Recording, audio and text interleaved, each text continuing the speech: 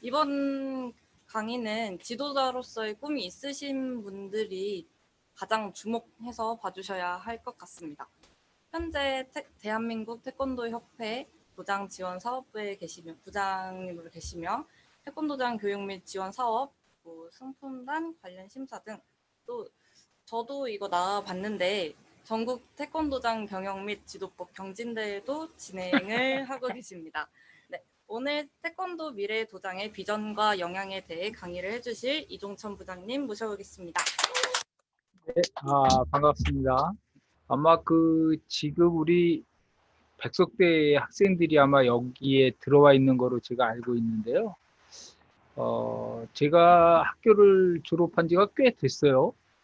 저희 때는 이제 이런 게 없었습니다. 근데 뒤돌아보니까, 그때는 그때 방식의 논리가 있었고, 지금 이제 지금 방식의 어떤 방식들이 있는 것 같은데, 여러분들이 참 부럽네요. 제가 지난번에 와서 몇 분의 학생들이랑 이제 이런 이야기를 조금 하고 간 적도 있고, 뭐 그 친구들하고 또 나중에 이제, 뭐 지풀이도 하고 좀 그랬습니다만, 그런 거를 이렇게 종합적으로 봤을 때, 여러분들이 두 가지가 부럽네요. 이런, 환경에서 할 수 있다라는 게 부럽고, 이게 학교 차원에서 하는 건지는 잘 모르겠습니다만, 지도 교수가 이런 것을 기획하고 여러분에게 기회를 준다라고 하는 것은 제가 개인적으로 봤을 때 굉장히 여러분들에게 좋은 기회인 것 같습니다. 그런 부분에서 좀 많이 사실은 좀 부럽습니다, 여러분이. 뭐 그렇다고 제가 다시 학부로 돌아가고 싶지는 않습니다. 어, 제가 이제 그 3시 50분까지가 저에게 주어진 시간인 것 같아요. 그리고 이제 그 박동영 교수님이 대단한 게, 야, 이게 어떻게 박 교수가 오라 그랬다고 세계 기관에서, 다 와가지고 나는 안 오면 맞을 것 같아서 왔지만, 다른 분들은 저 유명하신 분들이 이렇게 와서 여러분들하고 이렇게 뭐 공간의 제약은 있습니다만, 그럼에도 불구하고 이렇게 하는 거 보면, 아마도 이분들이나 저나 온 이유는 박 교수님의 어떤 그 열정에 공감하고, 그분의 그러한 그 학생들, 제자들을 대하는 태도가, 그것에 대해서 우리가 감동을 받고 동의하는 것이 아닌가, 그런 생각을 합니다. 뭐, 이걸 뭐 박 교수님이 이런 말을 해달라고 그러지는 않았는데, 제가 박 교수님을 꽤 오래전부터 아는 사이거든요. 근데 이제 저분에게 내가 개인적으로는, 에, 나보다 잘생긴 거 이외에는 좀 그렇게 딸리진 않는데, 두 가지가 부러운 게 있었어요. 첫째는, 저분을 만나는 사람들은 다 저분을 좋아하게 돼요. 그리고 두 번째 부러운 거는 저분을 스승으로 모시고 있다라는 여러분들이 부럽습니다. 5월 15일인가가 아마 스승의 날인가 그렇죠? 네. 여러분은 5월 15일 날 스승의 날 때 몇 분에게 카네이션을 드릴 수 있나요? 그런 거 한번 생각해 보신다면, 내가 백석대 학생이었다면 뭐 드리고 싶은 교수님 중에 한 분이 아닌가. 저는 뭐 인생을 많이 살지는 않았지만 인생을 이렇게 살아보니까, 그런 내가 가장 기쁘고 슬플 때 생각나는 스승이 있다라는 건 개인적으로 큰 영광이고 복이더라고요. 그런 측면에서 보면 여러분들이 굉장히, 아, 교회 표현이긴 합니다만 복 있는 사람이다, 그런 생각을 합니다. 제 이야기를 시작할 텐데요. 제 이야기는 앞에서 우리 황보성 과장님이나 우리 정문자 부장님이 이미 다 하셨기 때문에, 국기원에 다 취업을 하시고 진흥재단을 취업을 하셨기 때문에 우리 대한태권도협회는 취업할 여력이 없을 것 같습니다. 그래서 부담을 갖지 않고 이야기를 하도록 하겠습니다. 대한태권도협회가 이제 뭐 하는 곳이냐, 뭐 그 이야기를 이제 각자 재단과 국기원의 이야기를 했기 때문에 저도 이제 살짝 이야기를 좀 드리면, 아마 제가 여러분들을 지금 볼 수 있었으면 좋겠는데 어떤 게 계신지를 몰라서 가장 자유롭게 약간은 좀 건방진 자세로 누워서 들어도 좋을 것 같은데, 우리 대한태권도협회는 크게 두 가지의 축의 사업을 진행합니다. 하나는 엘리트와 관련된 사업을 하죠. IOC 종목이기도 하고요. 대한태권도협회 61개 정회원 종목 중에 하나입니다. 대한체육회는 뭐 아시다시피 61개 정회원이 있고 준회원이 6종목이 있고 인정단체가 10개의 종목이 있는데 우리 대한태권도협회도 이제 그 중에 하나입니다. 엘리트 중심의 선수들을 말하고 있는 거고요. 그리고 이제 저희에게는 두 축의 선수들이 있죠. 품새와 겨루기 쪽의 선수들이 있는데 겨루기에는 약 한 초중고대 일반을 합쳐서 6,400여 명의 선수가 등록이 되어 있고요. 품새에는 약 한 4,200여 명의 선수들이 등록이 되어져 있습니다. 물론 도장도 이제 잠시 후에 데이터를 보시겠습니다만 도장도 한 만여 개의 등록 도장이 이제 저희들의 등록 회원으로서 저희가 있습니다. 그게 이제 저희 대한태권도협회고요. 제가 이제 오늘 좀 일찍 와서 우리 양쪽 단체들이 하시는 이야기를 쭉 들으면서 그런 생각을 많이 했어요. 우리 대한태권도협회가 규모가 제일 적구나. 그리고 표현은 좀 그렇습니다만 저희가 그 사무실도 제일 적구나. 직원들도 뭐 그런 생각을 살짝 하면서 약간 좀 이런 이야기를 해서 본전을 찾아야 되겠다라는 생각이 들었어요. 71년도에 국기원이 만들어지면서 설립이 되면서 73년도 이후부터 국기원이 단증을 발급하기 시작했죠. 이 말은 대한태권도협회가 국기원과 세계연맹을 만들어서 독립시켰다 이 말입니다. 태권도를 전공하신 분들은 이 정도는 기본적으로 아셔야 되겠죠. 진흥재단 좋은 곳입니다. 제가 처음에 협회에 와서 무주가 태권도 원으로 선정이 되고 그곳에 설립을 건설을 시작을 했을 때 제가 처음에 갔을 때는 지금은 그 전망대가 됐지만 그 전망대쯤에 이게 백발이 있는 분이 도옥 있고 이렇게 가이드를 하셨던 적이 있어요. 그래서 이분들이 유치 전략이 좋았던 것은 뭐냐면 거기 올라가면 제가 산 이름은 모르겠습니다만 그 태권도 부지에 관련된 이렇게 산봉우리들이 막 있어요. 뭐 몇십만 평, 뭐 몇백만 평인가 뭐 그랬는데 그 산봉우리마다 하얀 깃발을 이렇게 꽂았어요. 꽂아갖고 추상적으로 손끝으로 저기서부터 저기가 다 태권도원입니다. 우와, 우와. 네, 그래서 만들어진 것이 태권도원이죠.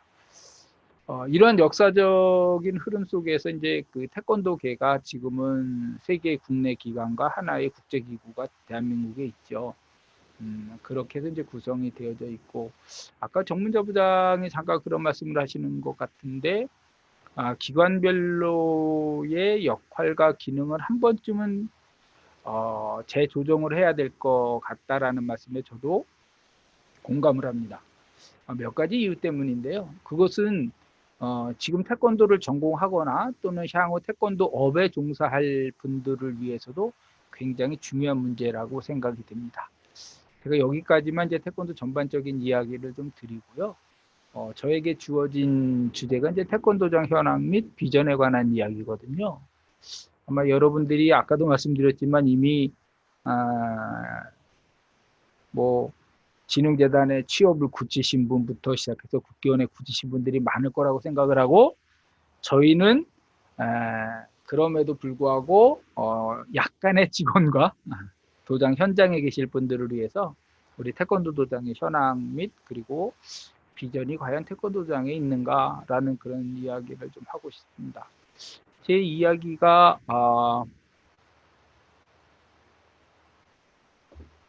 형식적인 것이 아니라 제 마음에서 우러나는 이야기다라는 말은 여러분하고 비슷한 나이에 저희 자녀가 3명이 있거든요. 그 중에 한 친구는 체육과 관련된 것을 전공을 해요. 그 친구가 방학에 들어와서 백석대에서도 운동한 적이 있었어요. 근데 이제 우리 이제 아이들 중에 저희 자녀들 중에 한 친구가 아, 지금 이제 갈등을 하고 있죠. 4학년 1학기에 들어가고 있는데, 그 친구가 어느 날 저한테 질문을 했어요. 아버지, 제가 여기서 사범으로 아르바이트를 좀 하려고 하는데 어떻게 생각하세요? 제 대답이 뭐였을까요? 적극적으로 하라는 거였었고요. 그 이후의 삶도 어, 굉장히 괜찮은 삶이다라고 제가 이야기를 그 친구한테 해줬던 생각이 기억이 나고, 지금 또 물어본다면 아마 지금도 그렇게 대답을 할 것 같습니다. 그러니까 제가 지금 드리고 싶은 이야기는, 결론을 먼저 말씀드리면, 태권도 사범이라는 길, 뭐 행정가로서의 가는 길도 있겠지만 지도자의 삶으로 가는 것도 꽤 괜찮은 방법 중에 하나다.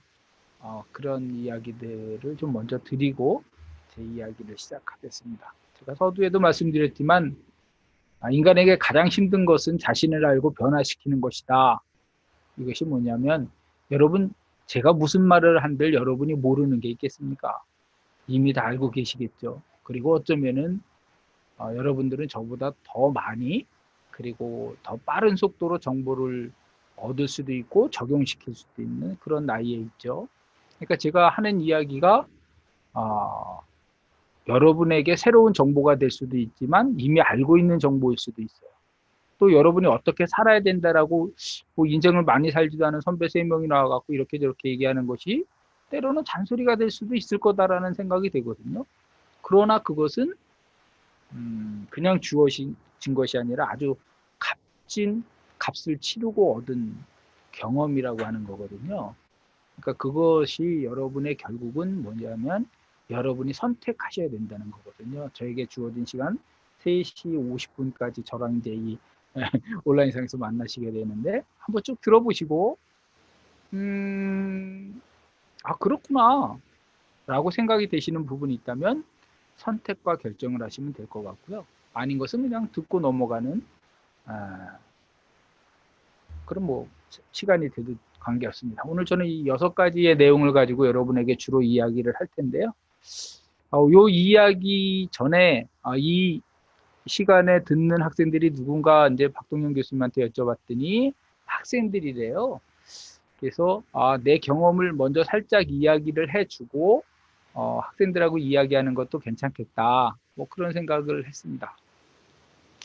내가 대학 시절에를 이렇게 뒤돌아보면 나는 그때는 뭐 했지? 여기 앞에 있는 친구가 백석대 나왔는데 사회생활 2년 차라 그래서 난 사회생활 2년 차에는 뭐 했지? 뭐 그런 생각을 했어요. 여러분은 요즘 좀 어떻게 보내고 계세요?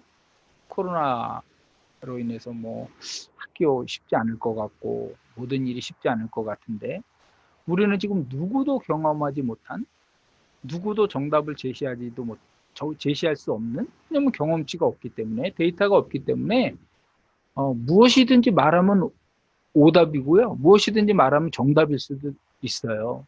네, 그런 시기에 우리가 이 가치 혼란 시간에 살거든요. 여러분 지금 뭐 하고 계신가요? 지금 여러분이 이 화면을 보시고 있는 이 시간이 역사거든요. 네. 역사라고 마치는 순간이 역사가 이미 또 됐죠. 또 역사가 오네요. 이 시간에 여러분 뭐 하고 있습니까? 난 대학 시절에 뭐 했나 생각해 봤는데, 제가 그때 생각했던 것들을 한번 얘기를 해볼게요. 대학 시절에 꼭 해야 되는 것.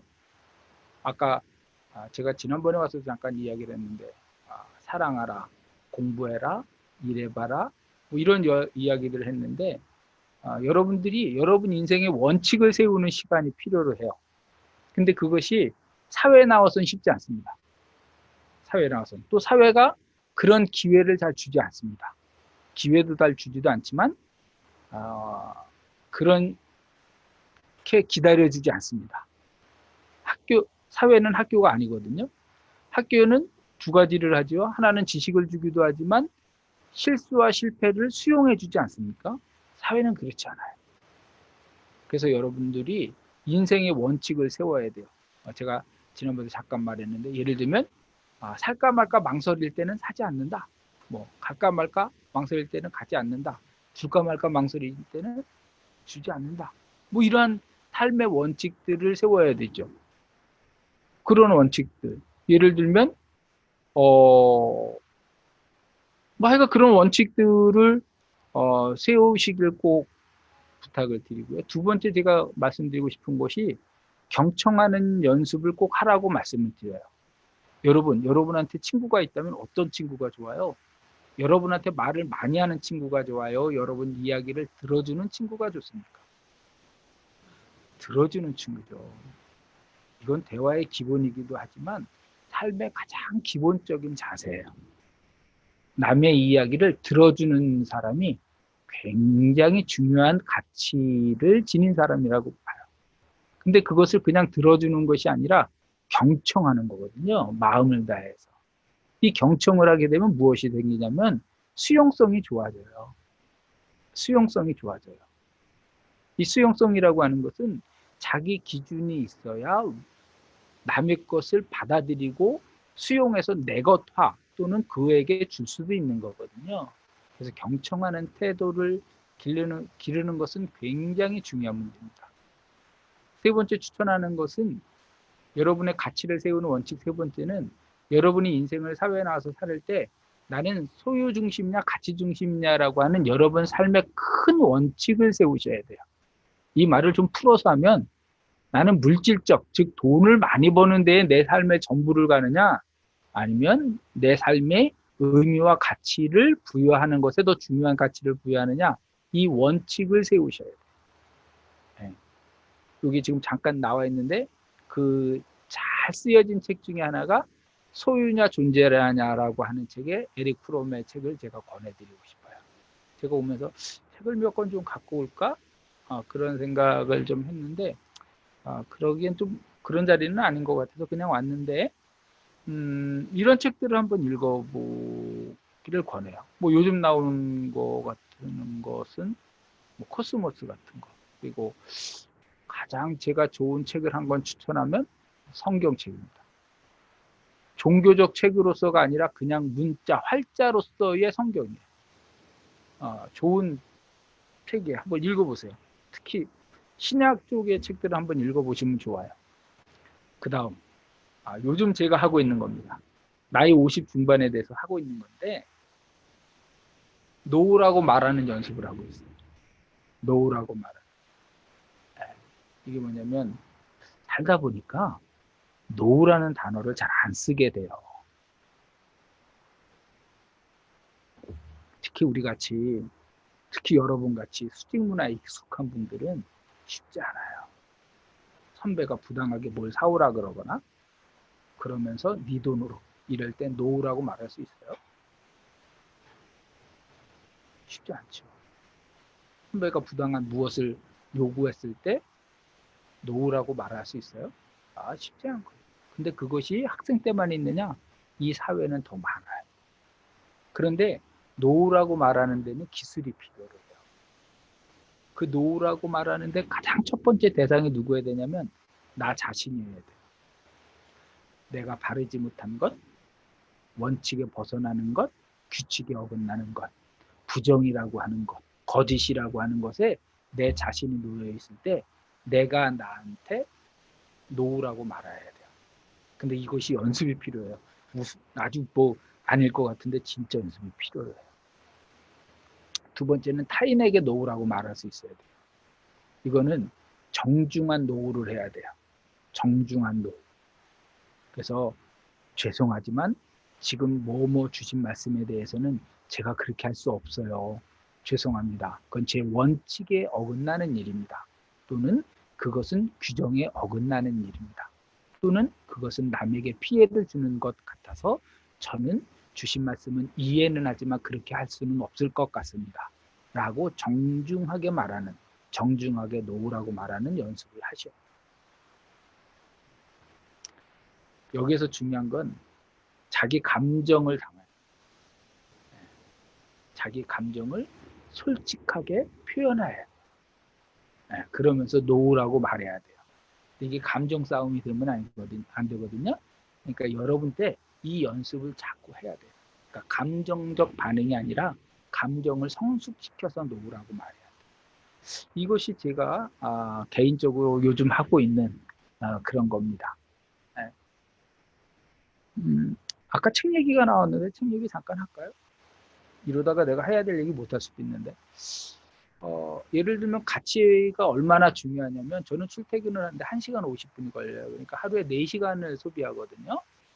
쉽지 않거든요.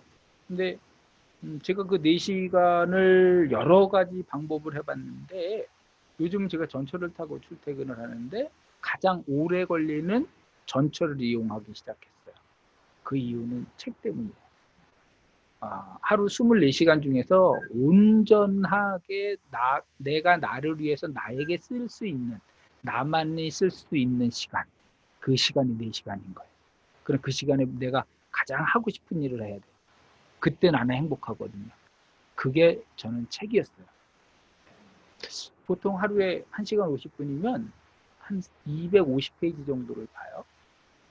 뭐 이렇게 재밌는 건 한 250페이지 보고 좀 무거운 거는 뭐 한 200페이지 정도를 보는데 그러면 일주일이면은 한 권 내지 한 권 반 정도를 봐요. 네? 어떻게 보느냐? 여러분 나름대로 독서하는 방법이 있겠지만 여러분 나이 꼭 알아야 될 것. 독서는 책을 사면 100% 읽어야 된다라는 강박에서 벗어나셔야 돼요. 독서는 먼저 제목을 보시고 중목차를 보고 거기서 선택적 독서를 하실 수도 있어요. 그 다음에 하는 방법이 조금 한 100권쯤 읽으면 그 다음에 하실 수 있는 방법이 뭐냐면 요약하는 거예요. 요약. 네, 요약. 이 요약은 어떻게 하냐면 저 같은 경우는 제 이름을 이렇게 들어가 있는 이름과 함께 평가 항목에 이렇게 4개가 있는 고무인을 하나 봤어요. 그래갖고 추천하고 싶은 책 보통 아니야 뭐 절대 아니야 뭐 이런 걸 해요. 이유는 난 우리 아이들한테 주고 싶었어요. 우리 아이들한테. 근데 시간이 아까운 것 중에 하나가 책 잘못 읽는 거거든요. 그래서 그러한 책을 읽고 거기다 평가를 해요. 꼭 추천하고 싶은 책, 보통인 책, 그리고 이런 포스트잇을 하나 해가지고 거기에다가 처음엔 잘 안 되지만 그 책을 요점을 정리하는 거예요. 그래서 최후적으로 하는 방법은 20자로 정리하는 거예요. 더 읽다 보면 10자로도 돼요. 한번 해보세요. 재밌습니다. 뭐 이런 얘기예요. 요게 여기까지가 이제 제가 요즘 살고 있는 이야기고요. 지금부터는 이제 요 이야기를 하고 도장 환경에 대한 이야기를 제가 드리도록 하겠습니다. 여러분에게 꼭 추천하고 싶은 방법이거든요. 이게 이렇게 넘어오는군요. 미안해요. 이게 원래 한 페이지면 안 되는 거였는데 이제 세상은 요 3개의 단계로 이루어져 있거든요. 자극이 오고 반응을 하고 그 반응에 따라서 어떤 결과든지 와요.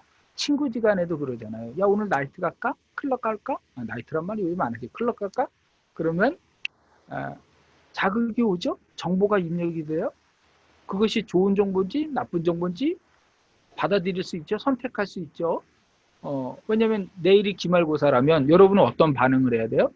고민 엄청 하죠. 야 거기 가면 해수도 있대. 뭐 이래가지고 할 수도 있죠. 그때 여러분이 어떤 반응을 하게 됩니까? 이 반응에는요, 원칙이 있어야 돼요. 원칙. 첫 번째 원칙이 뭐냐면 어떤 자극이면 스탑, 멈춰야 돼요. 그 멈추는 건 2가지를 멈춰야 되거든요. 2가지를. 첫 번째가 생각을 멈춰야죠. 2번째는 행동을 멈춰야죠. 그리고 2번째 해야 되는 메커니즘이 뭐냐면 생각이에요. 내가 이것을 했을 때와 안 했을 때 나에게 주어지는 결과가 어떤 것일까? 그것을 하셔야 돼요. 그리고 3번째가 초이스예요.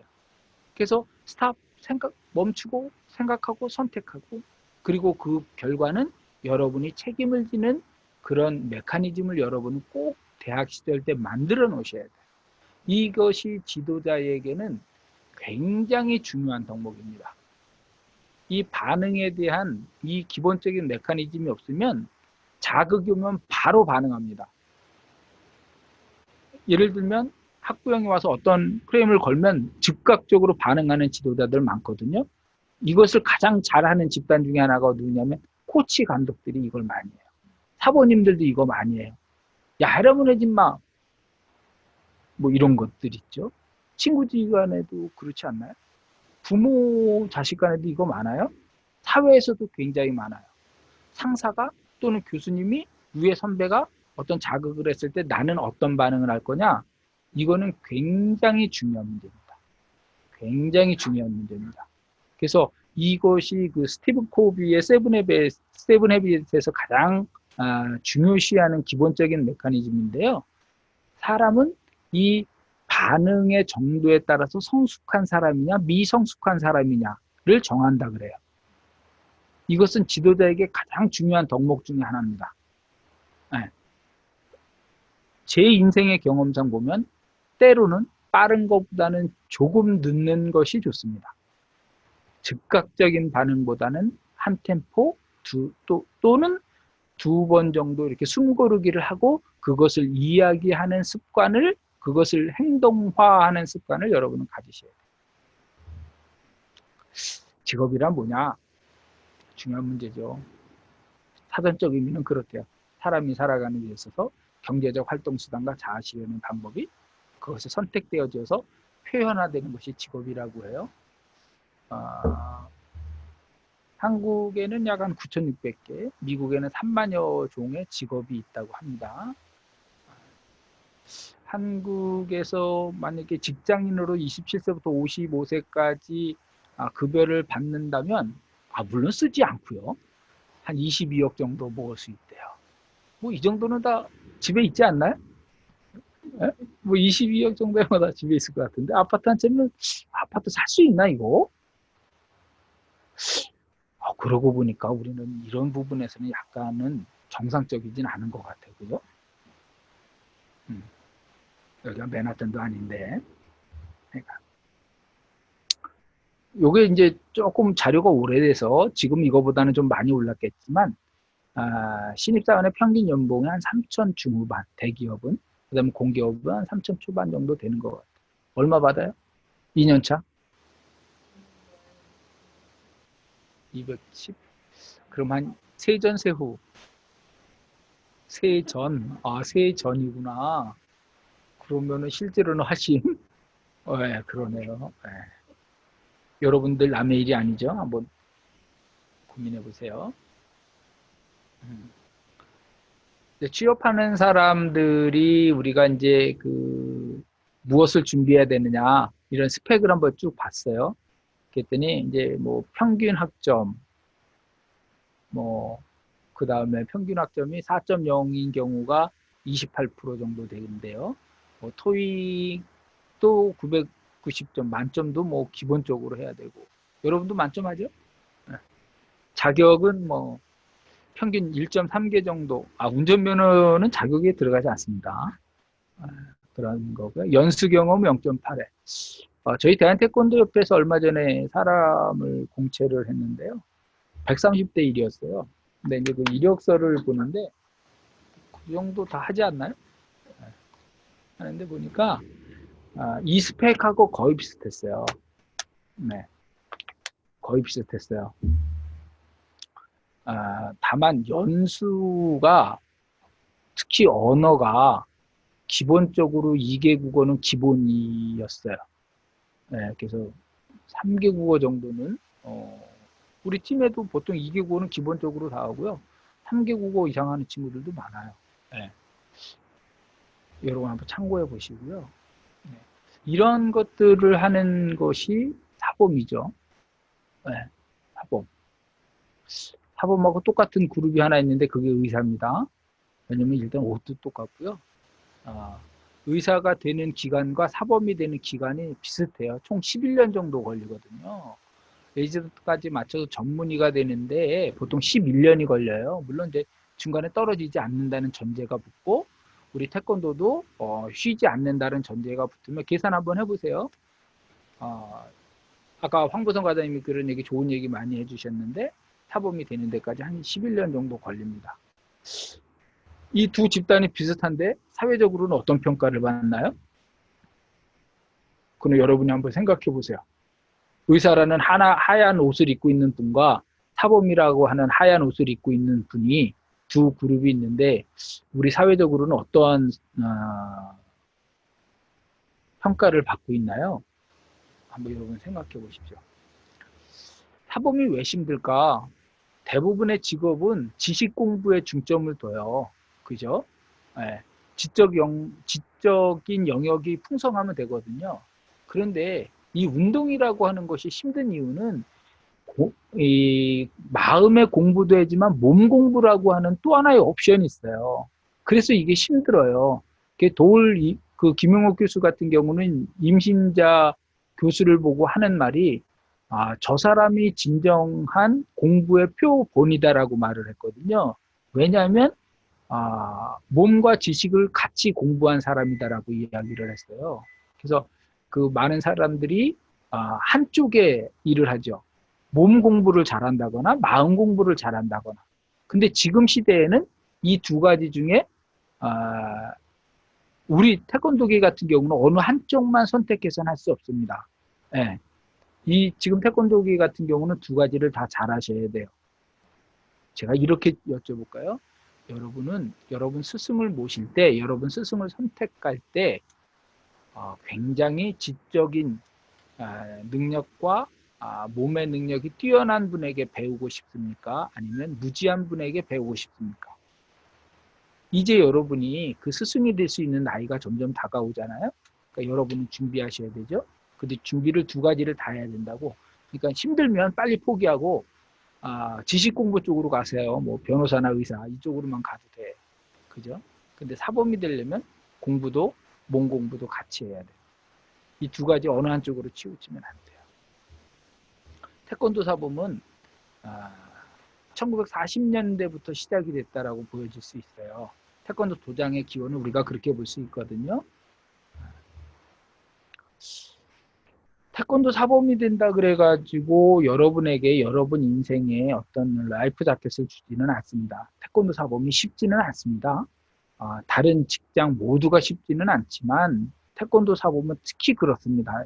잠깐 전에도 말씀드린 것처럼 태권도 사범이라는 것이 여러 영역을 공부해야 되기 때문에 쉽지 않거든요. 안전판은 아닙니다. 보통 우리가 인생을 살면서 8.6회 정도의 직업을 바꿔본다 그래요. 그 중에 하나일 수도 있죠. 태권도 사범이라는 것이. 그러나 그런 분들보다는 나는 같은 옷이지만 사범의 도복을 입고 싶다라고 하는 분은 아까 말씀드린 것처럼 그 두 가지에 대해서 철저하게 준비를 하셔야 돼요. 이게 제가 이따금씩 세바시라고 하는 걸 재밌게 보는데요. 거기에 이런 주제가 있었어요. 쪽팔리게는 살지 맙시다. 뭐 이런 주제가 있었던 적이 있어요. 제가 이걸 보면서 그런 말을 하고 싶어요. 내가 사범을 안 하면 안 했지 이 기사에 등장하고 싶지는 않다. 여러분이 이제 궁금해하시는 이야기로 들어가 보겠습니다. 많은 분들이 요즘 뭐 기자들도 전화하고요. 매일 이제 저희는 문체부에 이제 보고도 하고 있는데 태권도 도장이 지금 어떻게 되고 있냐 그런 이야기들 많이 하시는데요. 제가 현황을 잠깐 좀 말씀드릴게요. 19년 기준으로 1078개입니다. 작년에 처음으로 작년이 아니죠. 벌써 18년도니까 재작년이 됐는데 처음으로 10,000개가 넘었고 정체기가 오고 있고 지금은 10,000개 이하로 많이 떨어졌습니다. 그리고 12월 달쯤 되면 아마도 제가 보면 15년도 수준 이하로 내려갈 수도 있다라고 저는 개인적으로 판단하고 있습니다. 심사 인원 현황인데요. 평균 우리나라에서는 약 한 42만 명, 한 46만 명 정도가 심사를 보게 됩니다. 저희 대한태권도협회는 1품에서 5단까지만 심사 위임이 되어져 있기 때문에 약 한 42만 명 정도가 보고 있는데 군경이나 일반을 포함하게 되면 46만은 좀 넘을 것 같습니다. 지역별로 그럼 심사 인원은 어떻게 되고 있느냐? 이 자료를 우리 직원들이 고생 많이 해서 만들었는데요. 이게 이제 그 2005년부터 19년도까지 이렇게 쭉 보면 서울이 가장 많은 심사 인원을 18년 말까지 배출을 했어요. 19년부터는 서울보다 경기도가 훨씬 더 많았습니다. 이거는 이제 2005년부터 19년도까지의 통계치기 때문에 서울이 제일 많지만 지금은 경기도가 훨씬 더 많은 심사 인원이 오고 있습니다. 이런 것들을 통해서 대한태권도협회는 얼마의 수입을 갖고 있냐면 연간 한 6억 4천 정도의 수입을 올리고 있어요. 그러니까 여러분이 이제 도장에 가시게 되면 아시게 되겠지만 승품단 심사비로 우리 대한태권도협회 전체 예산의 한 25에서 30% 정도의 수익을 차지하는 거고요. 국교는 좀 더 많을 것 같고요. 국교는 이제 국내 국외가 있기 때문에 좀 더 많을 것 같고, 물론 이제 17개 시도는 뭐 90% 이상이 됩니다. 여러분이 궁금해하고 있으실 영역 같은데, 저희 대한태권도협회가 이 코로나 기간에 지난 4월 16일, 4월 14일부터 16일까지 3일간에 걸쳐서 전국 태권도장 2,165명에게 설문을 한 적이 있어요. 이것은 자기 직접 기입이었기 때문에 신뢰도가 좀 있겠죠. 전국의 17개 시도에서 골고루 응답을 해줬고요. 이것이 우리의 현실입니다. 사업자 등록은 99.4%가 다 사업자 등록은 냈고요. 사본 고용보험에 가입을 한 도장은 32.9% 정도밖에 되지 않습니다.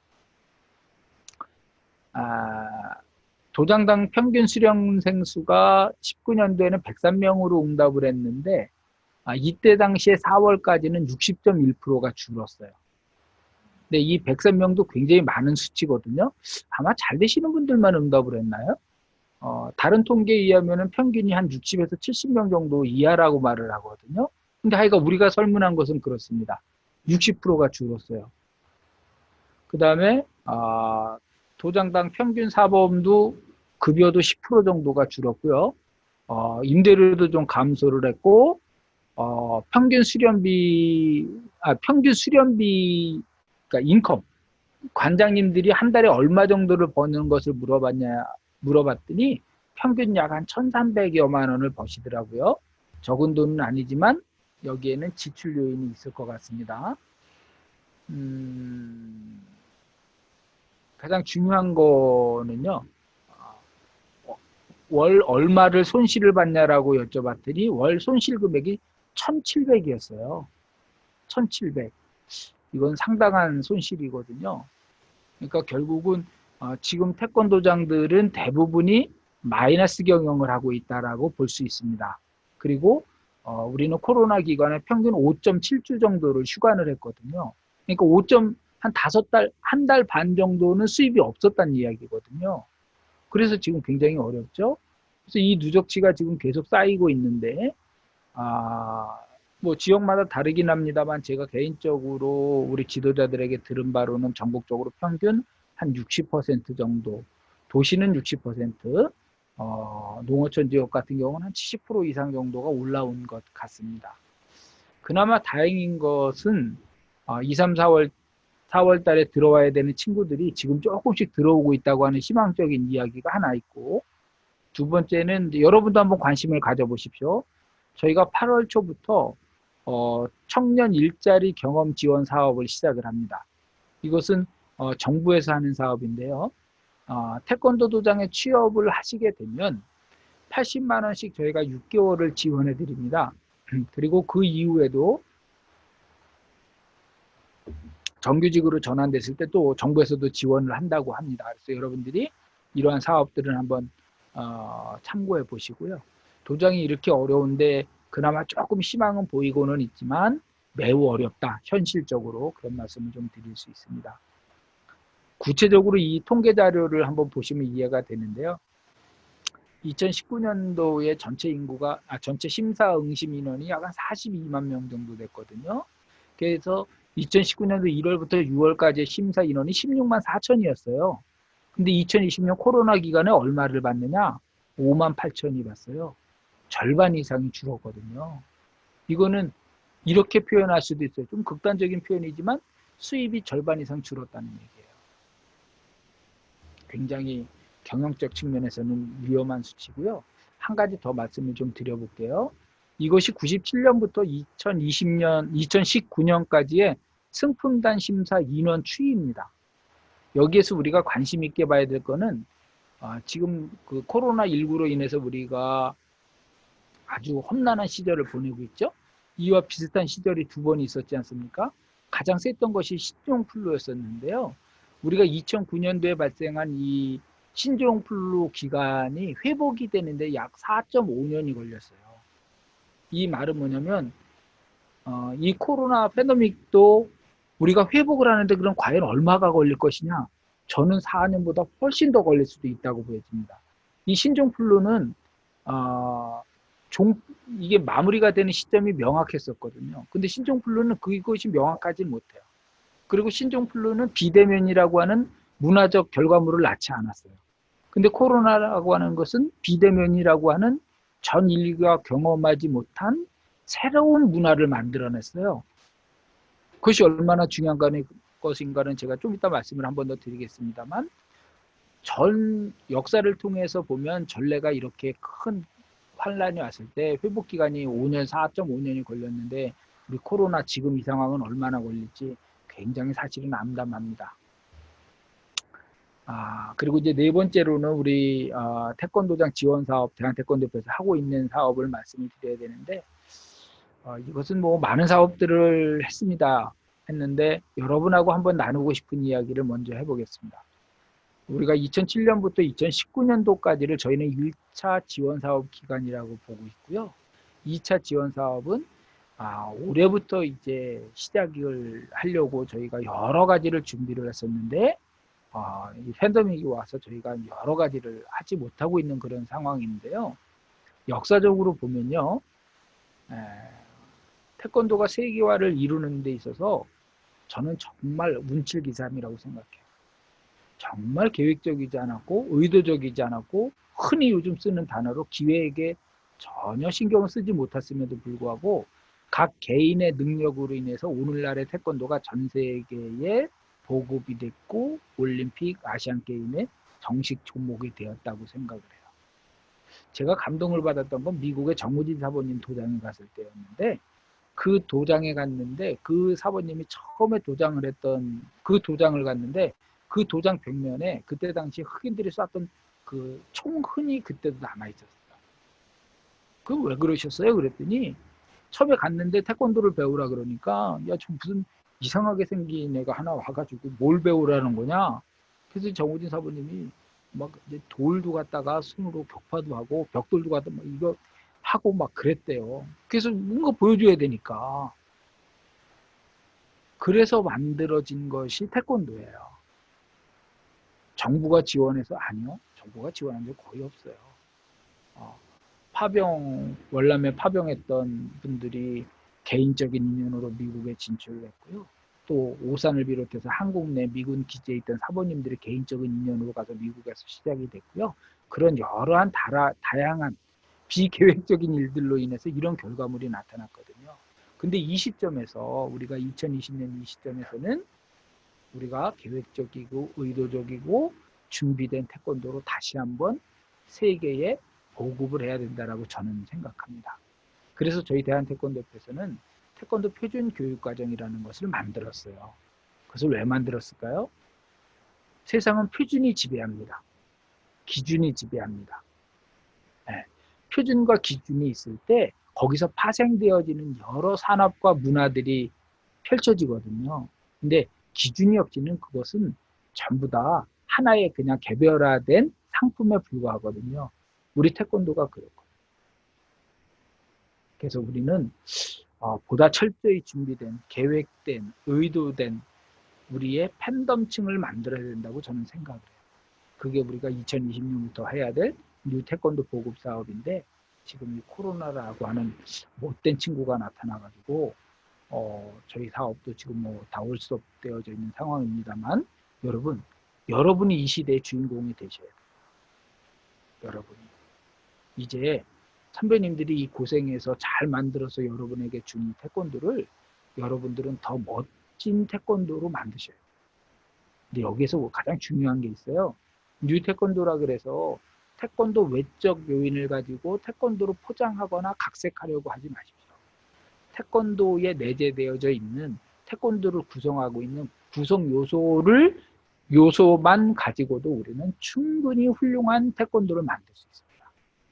그런 것에 여러분이 주인공이 되고 여러분이 충분히 하실 수 있거든요. 특히 좋은 교수님들이 백석대학교에 계시니까 여러분들이 한번 준비 잘 하시면 잘 하실 수 있을 것 같아요. 제가 올해 했던 CF를 하나 좀 틀어볼까요?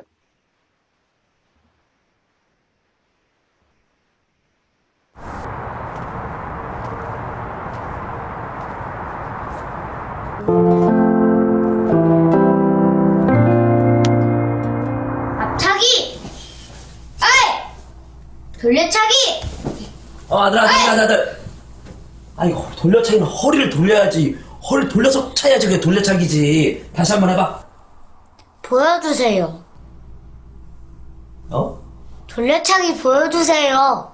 민식이 아빠는 검은띠라 뒤돌려차기도 한대요. 그러니까 아빠도 보여주세요.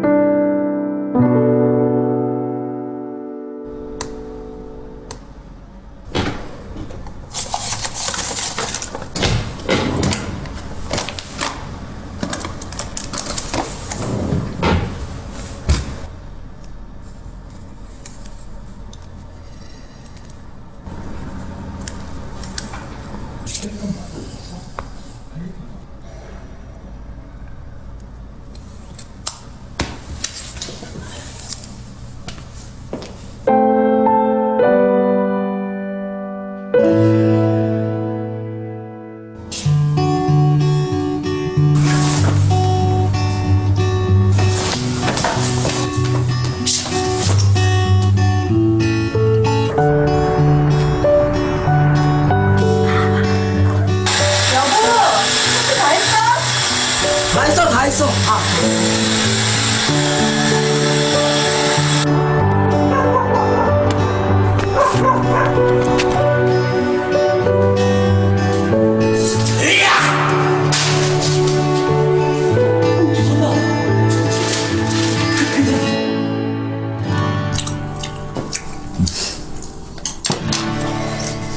저는 이 대목을 볼 때 마음이 짠했거든요. 맛있어? 여보, 오늘 당신 아들이 나한테 뭐라고 한 줄 알아? 태권도 다녀왔습니다. 어서 와, 아들. 지켜줄게. 뭘? 지켜준다고. 관장님이 태권도는 지켜주려고 배우는 거래. 내가 엄마 아빠 지켜줄게. 발차기 보여줄까? 어. 어이!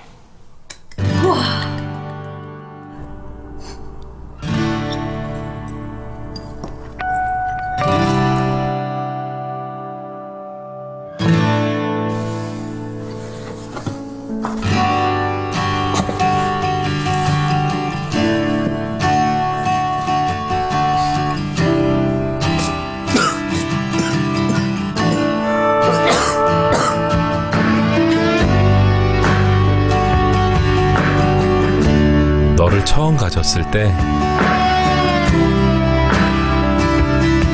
아빠는 꿈이 생겼어.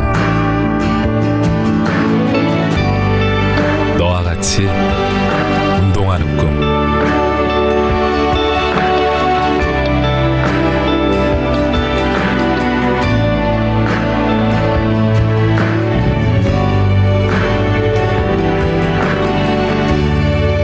내 안에 숨어있던 태권도의 재발견.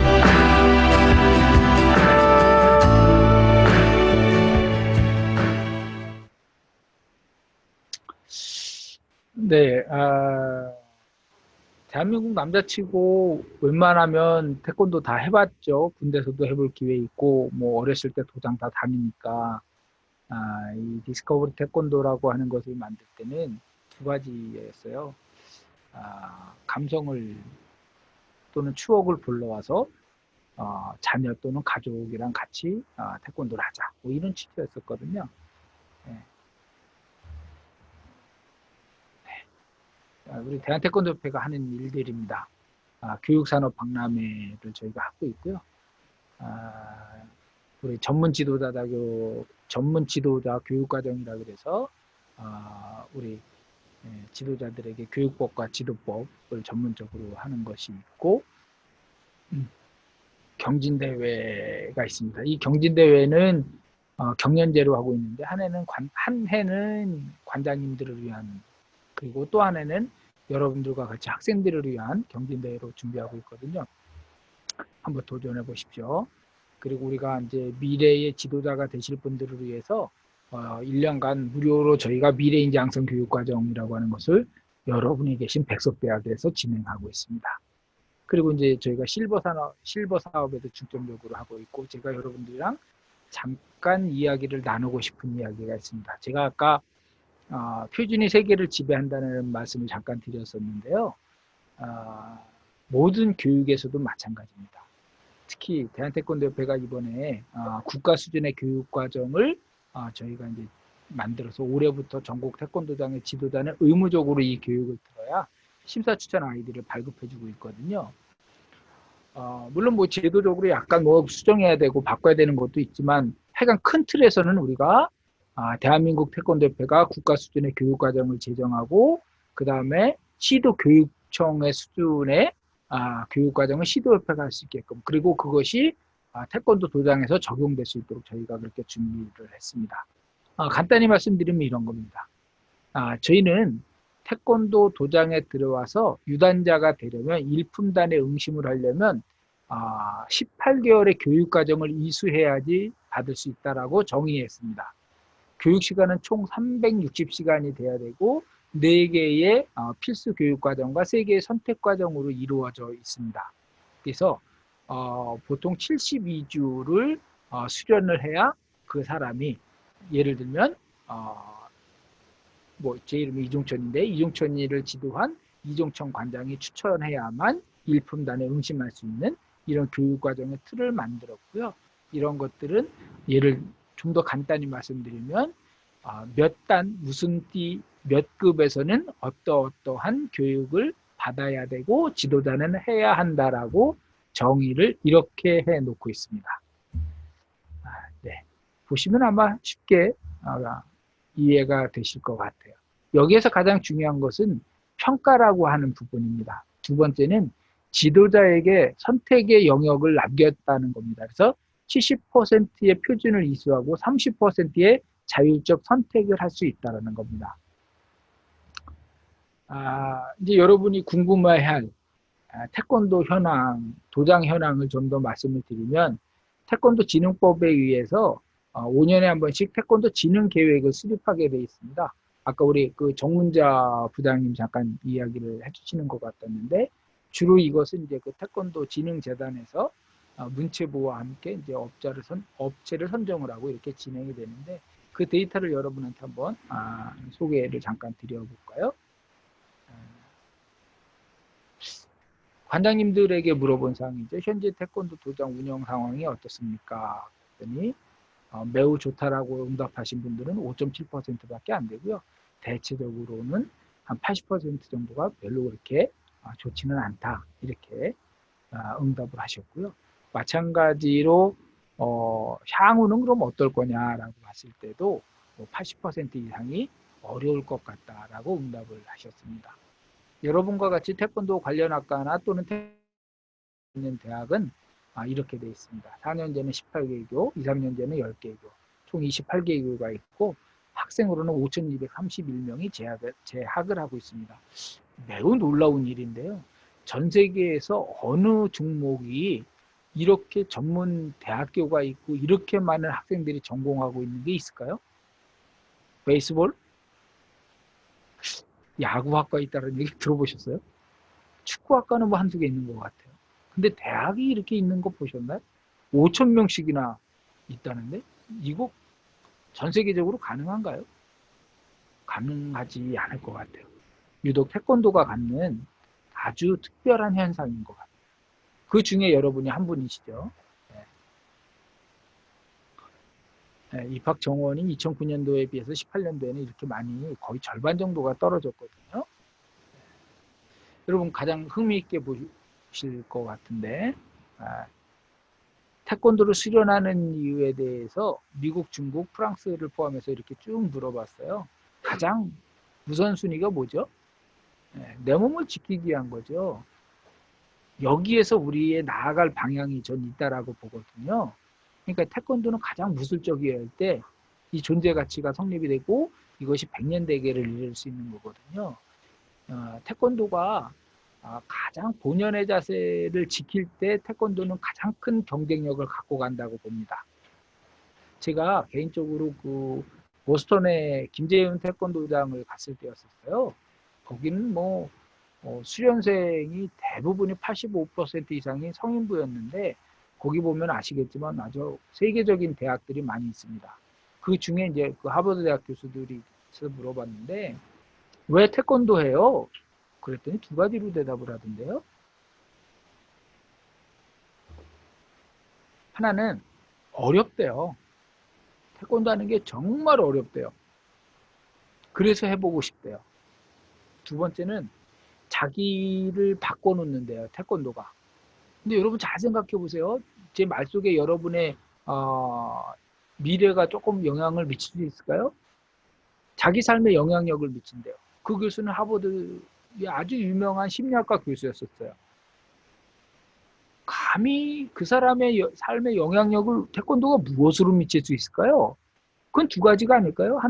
하나는 몸으로 하는 행동일 것이고 두 번째는 사범이 주는 메시지였을 거예요. 근데 이 사람은 두 가지가 다 자기의 삶에 영향력을 미친대요. 자기에게 신이 있다면 그거는 사범이라고 해요. 그게 김재훈 씨거든요. 생각해봐. 이게 쉬운 얘기가 아닌데. 하버드 대학. 그게 세계 최고의 교수의 삶에 영향력을 미친다. 누가? 사범이. 이거 위대한 일 아닌가요? 네. 여러분이 이제 그 자리에 여러분의 선택에 의해서 갈 수도 있겠죠. 네. 이건 이제 한번 이 데이터를 보시면 재밌는 거가 많이 있는데요. 언제 태권도를 합니까? 그랬더니 1학년에서 3학년 사이에 하게 되고요. 자기 몸을 지키기 위해서 하게 되는 게 아이들은 35%고요. 아이들이 이제 부모님이 시켜서 하는 게 37%고, 이 말은 뭐냐면 우리가 홍보의 타겟이 명확해진다라는 거죠. 자녀는 내 몸을 지키기 위해서 한대요. 아까 답하고 비슷하죠? 태권도가 태권도의 가치를 지킬 때 경쟁력이 있다. 태권도를 왜 그만뒀냐 물어봤더니 도장에 가면 애들만 있대요. 재미가 없대요. 동년배가 없대요. 또 하나는 공부할 시간이 없대요. 그래서 그만뒀대요. 부모들에게 물어봤습니다. 자녀에게 태권도 교육의 영향이 어떠냐 쭉 했더니 지대한 영향을, 긍정적 영향을 심지어는 50% 이상 미치고 있죠. 보통 긍정의 표현이기 때문에 그 보통을 뺀다고 해도 절반 이상이 긍정적 영향을 미친대요. 이 긍정적 영향은 아마도 세 개일 거예요. 하나는 뭐냐면 이 도장의 성공 요인이기도 하지만 도장에 처음에 들어가게 되면 저는 가치를 변화시켜줘야 된다고 생각을 해요. 두 번째는 행동이고요. 세 번째는 말인 것 같아요. 이 세 가지의 교육적 가치를 지닌 도장들이 대부분 성공합니다. 여기서는 이제 양적 성장이라고 말씀드릴게요. 굉장히 양적 성장에 굉장히 도움을 많이 줍니다. 그 세 가지. 아마 이 답이 그 답일 겁니다. 향후는 그럼 어떻게 생각하나요? 태권도에 대해서는 부정적이지는 않은 것 같아요. 대체적으로는. 그건 그냥 참고하시면 될 거고요. 태권도 도장을 선택할 때 가장 큰 선택적 요인이 뭐냐면은 첫 번째가 역시 로케이션이 가장 중요하다고들 그렇게 응답을 합니다. 즉 태권도 도장을 선택을 할 때는 로케이션이 굉장히 중요하다. 그런 응답이고요.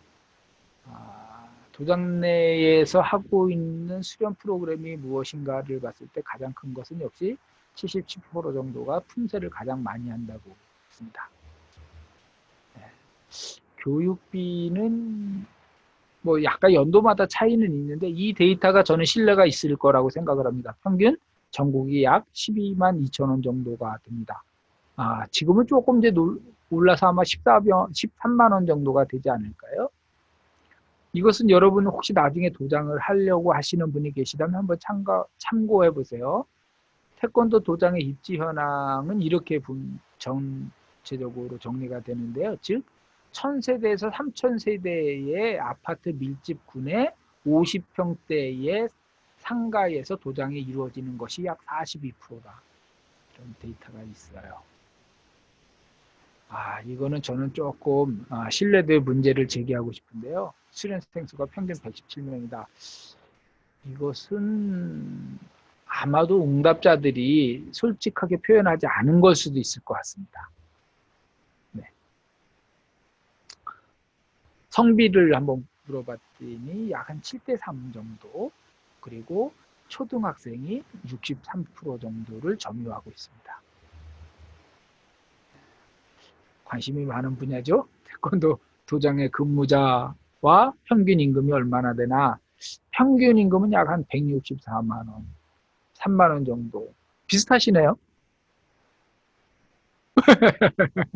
네, 그리고 평균적으로는 한 2명에서 3명 정도, 2명이 29.2%, 3명이 28.1% 정도의 직원을 고용하고 있고요. 네, 그건 아까 보신 거고. 이런 것이 이제 지금까지의 태권도 도장의 현황이었습니다. 그럼 이런 도장들의 미래는 어떻게 될 거냐? 이것을 보기 위해서는 현재를 잘 봐야 되죠.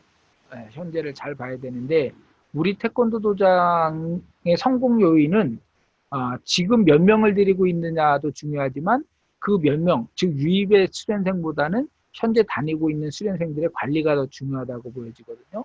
와우, 저에게 주어진 시간이 얼마 안 남아서 제가 좀 빨리 할게요. 태권도 도장의 1품 수련생을 100으로 봤을 때 2품 수련생 차지하는 비율은 77%고요. 1단을 100으로 봤을 때 2단 수련생은 13% 정도밖에 되지 않습니다. 여러분 이거를 잘 보셔야 되는데요. 여러분이 이 다음에 도장을 했을 때 1품에서 4품까지에 가는 생존율이 9%밖에 안 돼요. 10명 중에 1명이 그 4단까지 가지 못한다, 4품까지 가지 못한다는 이야기거든요. 결국 도장이 성장하려면 1품에서 4품까지 가는 것이 최소한 20%대만 늘린다 그래도 여러분 도장은 반드시 성공할 겁니다. 네, 이 데이터가 그것을 말해주죠. 우리 전체 인구가 한 5,100만 정도가 되는데요. 17년도를 기준으로 해서 봤을 때 우리 태권도의 인구가 얼마나 될까요?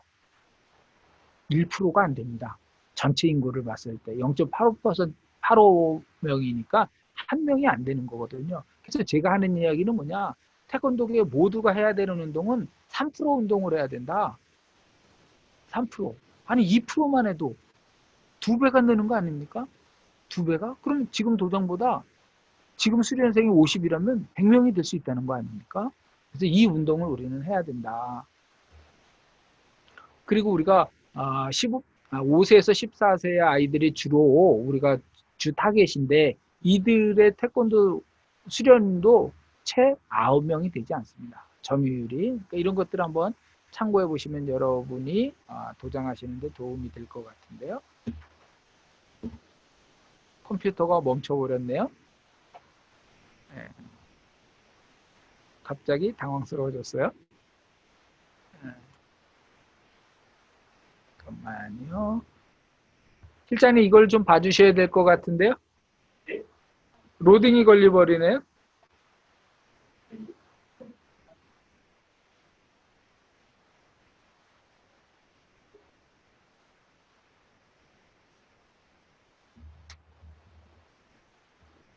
로딩이 걸렸는데.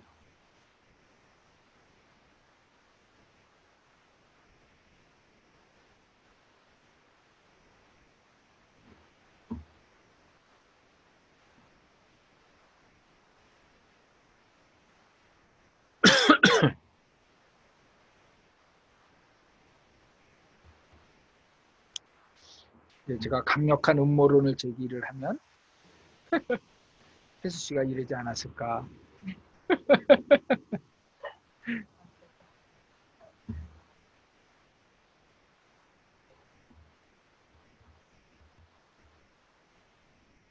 제가 찾을까요?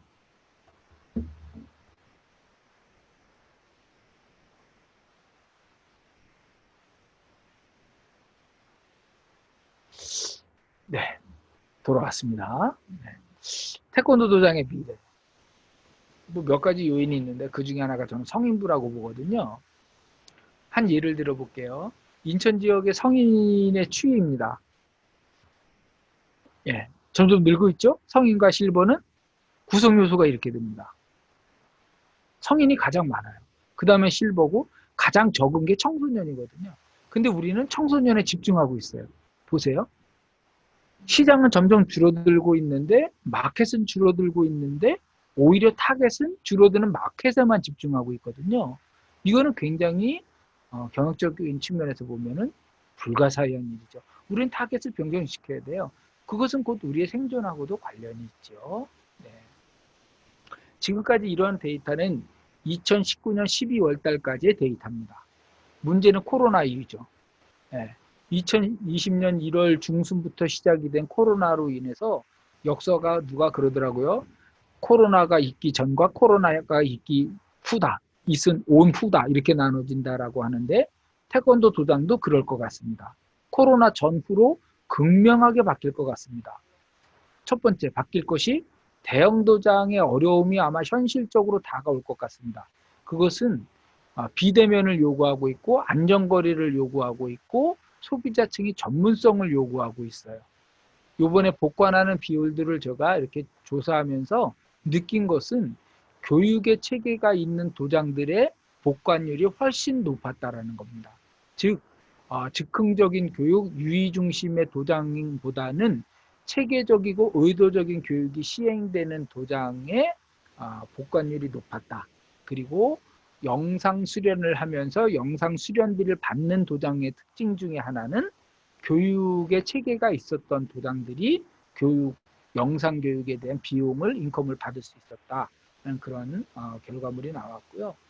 관장님들도 많이 바뀌셨습니다. 하나는 무조건 나는 이 도장에서 100명, 500명, 1000명 할 거야. 이런 성장의 관점을 가지고 있던 관장님들이 행복의 관점으로 바뀌고 있습니다. 다시 말하면 나는 이 도장에서 얼마 정도의 수익을 창출해서 내 삶을 유지할 거야 라고 하는 그런 행복의 관점으로 좀 바뀌고 있고요. 가장 큰 변화는 역시 예상을 해보면 지도법과 경영법이 확실하게 변할 것이다 라는 겁니다. 그것은 우리 사회가 태권도장에 그렇게 요구를 하고 있거든요. 미국 도장에서 현재 가장 핫한 것 중에 하나가 그 동영상 수련입니다. 한국도 이미 이제 한국 그 기간이 끝났지만 미국은 이제 본격화되고 있거든요. 근데 미국에서 영상 수련의 가장 큰 문제점들이 두 가지입니다. 하나는 영상 수련이 토착화가 되면 굳이 도장을 다닐 필요가 없다. 두 번째는 영상 수련은 하지만 배운 사람들이 돈은 내지 않을 거다. 뭐 그런 것이 문제가 되고 있고요. 마지막으로는 수련 형태에 변할 겁니다. 지금까지 우리가 주 5일을 고수하는 관장님들이 많은데 이것은 아마도 우리의 의지보다는 빠르게 요구로 인해서 변할 것 같습니다. 결론인데요. 결론 여러분이 아시죠? 그죠? 이미 여러분은 아마 갈등하시는 분도 계실 수도 있고 이미 결정하신 분도 계실 수 있거든요. 그런데 개인의 선택도 중요하지만 모두 우리 집단 전체의 선택이 중요하거든요. 우리는 노력하지 않으면 이런 뭐 공룡의 화석처럼 옛날에 한 2019년도쯤에 대한민국의 태권도가 있었는데 한 2050년쯤 돼서 보니까 그런 적이 있었대로 끝날 수도 있거든요. 우리는 전체적으로 노력을 해야 되는 겁니다. 근데 여기서 노력을 해야 되는데 가장 중요한 것이 무엇이냐면 저는 지도자의 역량이라고 봅니다. 제도도 중요하고 기관도 중요하지만 태권도의 특징 중 하나인 개인 지도자들의 역량이 그 역량 한 분 한 분이 모여서 전체를 구성하거든요. 그래서 여러분같이 이렇게 훌륭한 분들이 태권도를 하시고 그 도장들이 성공을 할 때 태권도의 100년대계가 있지 않을까. 그래서 여러분들이 여러 직업을 선택할 수 있지만 만약에 태권도 도장의 지도자를 선택할 수 있다면 여러분은 훌륭한 선택을 하실 거다라는 생각을 저는 갖고 있습니다. 왜냐하면 아까 잠시 말씀드린 것처럼 세상에 많은 3만 개의 직업이 있지만 다른 사람의 삶에 영향력을 미칠 수 있는 직업이 그렇게 많지 않거든요. 하버드 교수의 그 유명한 교수의 삶에 영향력을 미칠 수 있는 것이 사범인 것처럼 여러분의 삶이 사범의 삶이 다른 사람의 삶에 영향력을 미칠 수 있다면 그건 정말로 위대한 일입니다. 그래서 여러분의 발걸음이 곧 역사라고 저는 생각합니다. 들어주셔서 감사합니다. 마치겠습니다. Q&A로 바로 넘어가도록 네. 하겠습니다. 앞서 이제 정문다 원장님께서 이야기해 주셨는데 대한태권도협회가 맞는 건지 아니면 대한민국 태권도협회가 맞는 건지 무엇이 올바른 명칭일까요? 둘 다 맞습니다. 아, 네. 대한체육회는 대한태권도협회로 되어져 있고요. 외부에 공식적으로 쓸 때는 대한민국 태권도협회로 쓰고 있습니다. 그럼 둘 중에 뭐 틀린 그런 거는 없는 까칠한 전문자 부장의 생각이죠. 네. 저기서 보고 있는데 그러면 이제 이거는 좀 익명으로 들어온 질문인데 태권도 학과가 이제 전국적으로 많이 퍼져 있지 않습니까? 많이 개설되어 있지 않습니까? 근데 왜 비인기 종목일까? 또 이거를 어떻게 해결해야 할까라는 질문이 들어왔어요. 질문이 성립이 안 되는 것 같은데 태권도 학과는 많은데 왜 비인기 종목인가? 그러니까 이제 인기 종목인 축구는 없는데 야구도 없고 우리는 그런 패배 의식을 좀 벗어나야 되지 않을까요? 네. 어느 스포츠 종목이 그 종목을 전공하는 대학이 20개가 넘을 수 있나요? 있어요? 있어요? 제가 알기로는 없거든요. 네. 네. 그 이야기는 자부심도 있지만 걱정도 있다라는 뜻인 것 같거든요. 걱정은 하시되 포기는 하지 마시고요. 네. 저는 굉장히 비인기 종목이다라고 하는 거는 선수들의 엘리트 종목에서 사실은 우리는 아까도 제가 잠깐 말씀드렸지만 체육회 정식 가맹단체가 인가 종목이 61개인데요. 그 중에서 규모로 보면 너5 안에 들거든요. 네. 절대 대중적으로 그러니까 생활체육 측면에서도 봤을 때 그것도 5종목 안에 들거든요. 네. 가장 우리들끼리만 태권도 하신 분들끼리만 그런 생각을 하실 수도 있어요. 사실은 그렇지 않죠. 남녀노소 아이나 어른이나 다 하는 종목이 어디 있습니까? 태권도밖에 없죠. 네. 저는 그런 측면에서 날카로운 지적이시긴 하지만 오히려 자부심과 긍지를 가지셔도 충분하다. 감사합니다. 그러면 이제 다음 질문으로는 전국에 이제 도장이 지금은 조금 줄어들기는 했지만 그래도 전국적으로 도장이 굉장히 많이 개관이 되어 있지 않습니까? 네. 근데 이제 학생들의 입장에서는 바로 도장을 차릴 수도 없는 노릇이고 그렇다면 이제 기존에 개관해 있는 도장에 가서 일을 배우고 시작을 해야 하는데 그렇다면 이제 태권도 전공생들이 보는 입장에서 많이 배울 수 있는 도장은 어떤 도장인지 그걸 알 수 있는 방법의 팁을 알려주실 수 있나요? 팁 없습니다. 발품 파십시오. 네, 그거는 제가 아까 저희 집 이야기를 잠깐 했는데 우리 아이가 저한테 물어봤어요. 아빠 저 사범 어때? 그래서 뭐 해봐. 아빠 도와줘. 아니 내가 너 왜 도와주지? 네가 찾아야지. 네 잡인데. 근데 내가 약간 조언은 해줄 수 있어. 그게 뭐였었냐면 잘 되는 도장과 안 되는 도장이 거기서 돈을 얼마 받는 거는 두 번째, 세 번째 문제야. 다 가서 배워봐. 가서 체험해봐가 제가 우리 아이에게 줬던 조언이고요. 이 질문을 하신 분을 비롯해서 지금 이제 그 백석대 학생들에게 하고 싶은 얘기는 물론 노동법에는 걸리죠. 일을 시키고 급여를 안 주면. 그런 이야기가 아니고 저는 배움의 원칙을 두고 경험을 해보시라고 저는 권해드리고 싶어요. 네. 그럼 이제 자신이 가서 배울 수 있는 곳을 찾으면 그게 바로 답이 그렇죠. 네. 뛰어야죠. 본인이 다녀야죠. 네. 근데 요즘은 네이버라는 좋은 친구가 있어서 굳이 맞습니다.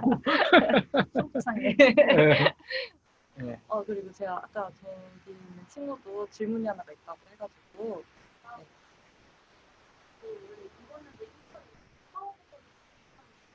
네. 네.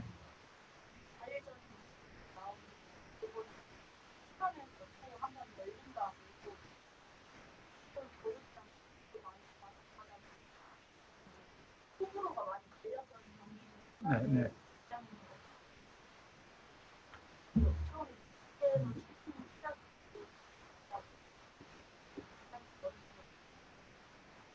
음.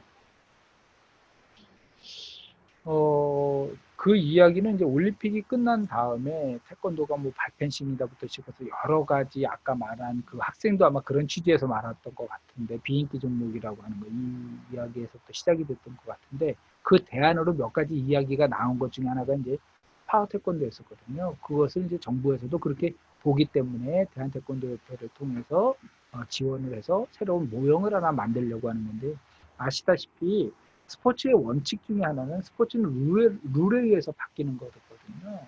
그러니까 경기 규칙을 어떻게 만들고 적용하느냐가 그 모든 스포츠 종목을 바꿔놔요. 예를 들면 축구에서 필드 플레이들이 손을 쓰게 시작했다. 규칙을 한 줄만 바꿔봅시다. 축구가 어떻게 변할까요? 그죠? NFL처럼 바뀔 거예요. 우리 태권도도 마찬가지거든요. 그래서 이제 그 다양한 그러니까 예전에 전자호구가 나오기 전 세대들과 전자호구가 나오고 난 이후의 세대들의 태권도에 대한 관점은 완전히 다르거든요. 그래서 그것들이 어느 것이 좋다 나쁘다의 문제가 아니라 최적의 합을 찾아야 된다라고 하는 것이 의견이 모아진 거겠죠. 그래서 이제 거기에 정부에서 투자를 해주고 있고 대한태권도협회가 다양한 룰을 적용을 시켜서 데모 버전처럼 쇼케이스처럼 하고 있죠. 아마 한두 바퀴 더 적용을 해보면 좀 더 좋은 방법이 나오겠죠. 네.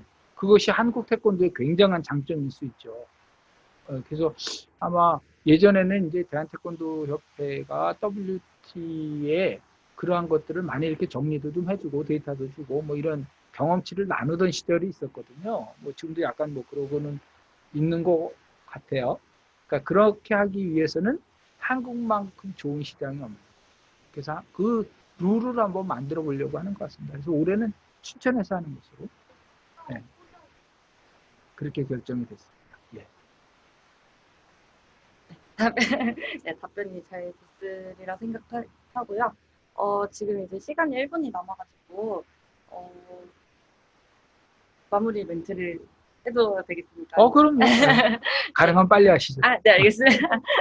네, 그러면 오늘 마지막, 네, 이제 2일에 걸쳐서 진행된 온라인 진로 컨설팅 마지막을 네, 태권도 미래도장의 비전과 영향에 대해서 이동천 부장님께서 강의를 해주셨고요. 네, 급변하는 시대에 또 전 세계적으로 이렇게 모두가 힘든 이 시기에 낙심하지 마시고 평상시에 자신이 하고 싶었던 일들을 하나씩 해보는 것은 어떨까요? 모두 힘내시고 긍정적으로 차근차근 하나씩 해보셨으면 좋겠습니다. 7월 21일, 22일 이렇게 이틀에 걸쳐서 태권도 전공생들 또 태권도인들을 위한 온라인 진로 컨설팅 유익하고 재밌는 시간이 되셨기를 바라면서 지금까지 진행을 맡은 강혜수였습니다. 감사합니다. 수고하셨습니다. 수고하셨습니다.